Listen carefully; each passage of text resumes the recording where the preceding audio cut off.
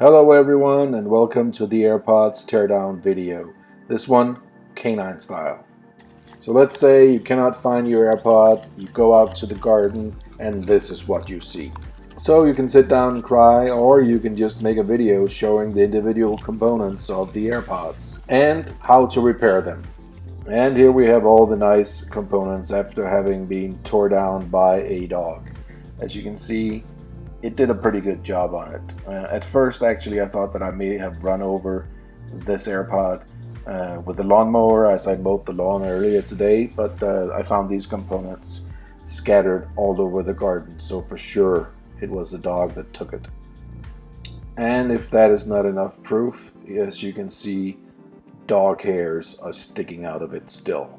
Terrible sight. But while we have them open, let's just enjoy the beautiful sight of electronics all crammed together with dirt and hair. So it took me a few hours, but with a lot of patience I finally succeeded in putting them back together. And well, I must admit the sound quality now is not as good as it was before. So that ends this video, and hopefully this day will be over soon and I can mourn my AirPods.